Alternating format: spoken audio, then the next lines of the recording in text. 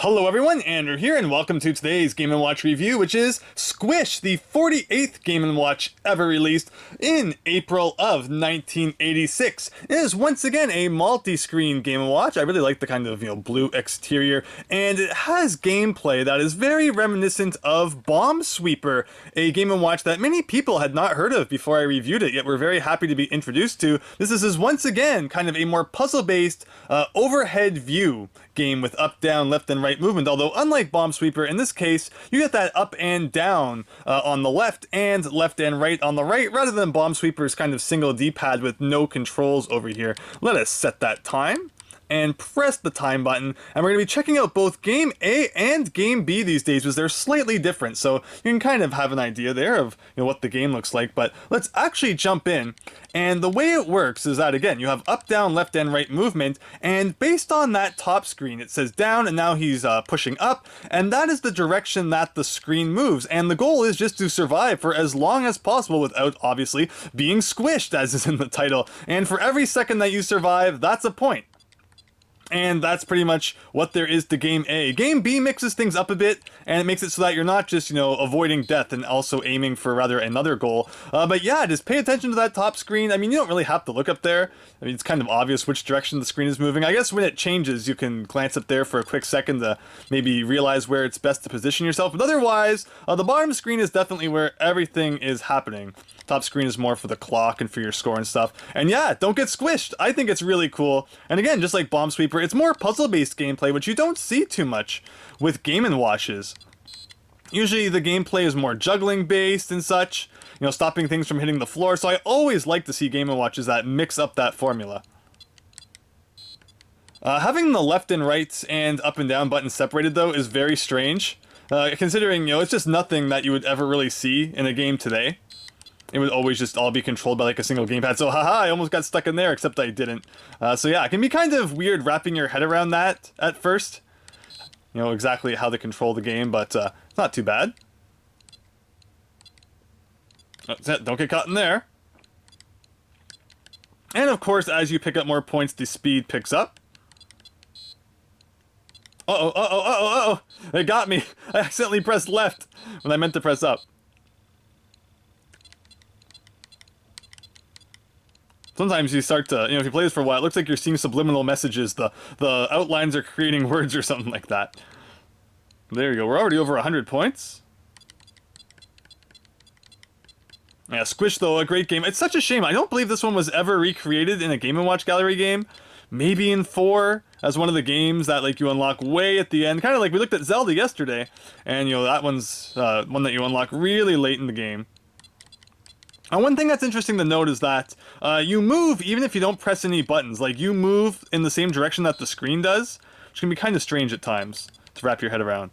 But yeah, otherwise, I think this would have been a great game to recreate in the Game & Watch Gallery game. Especially because the screen itself is pretty square.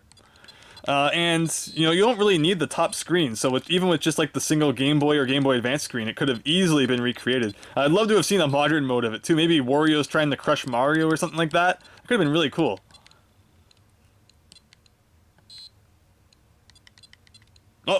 So that time I didn't really have any chance to know that, there was, not going to be an exit in that path.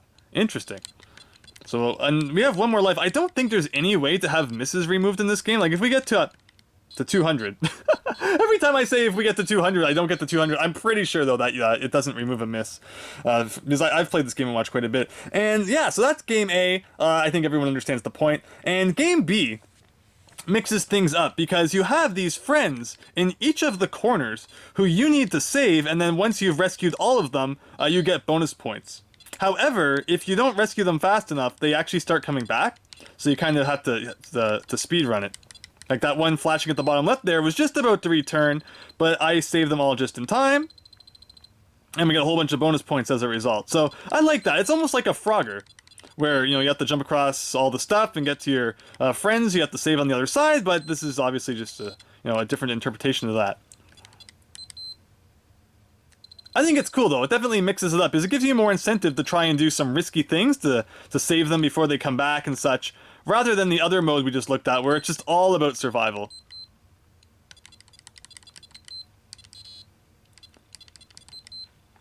Of course, if there's kind of a wall in their way, you can't rescue them, so you have to make sure that you have a clear path to access them when you get there. I usually try to do upper left and then move my way down. But then that changes. No. Oh wow! And then see, there's walls here, so we're probably gonna have that guy at the top right come back, because I've just been, stopped from getting these guys fast enough. And there, just like that, and more bonus points. And this one, we're actually racking up points a lot faster, because it's not just 1 point per second. You can really influence it and work up points a lot faster. Oh shoot!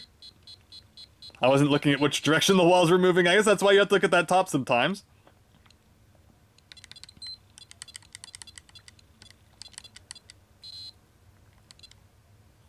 There you go. So see, it was good to know that it was going down there. I can't get to you because there's walls in the way. And then everyone starts coming back. Going from this one to that one is really easy though, because the screen just naturally moves down sometimes. Oh yes, I definitely recommend if you're someone I tried to squeeze through there, but that's what I get for trying to be fast. Who likes the more puzzle-based and unique styles of gameplay, rather than the ones where you're throwing objects up in the air and catching them and such, which are a lot of fun, but there are just a lot of Game & Watches where that is kind of, the key gameplay mechanic. So if you're someone out there searching for the more unique styles of game, then I think that Squish would definitely be of interest to you. And again, just, very obscure. Unfortunately, Nintendo never really acknowledged it in any of their, Game & Watch gallery games. Maybe it had, like, a museum entry, but, those were never, I feel like, that good at, conveying what a game was like.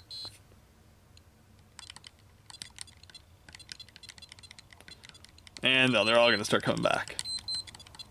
Oh, no! Oh!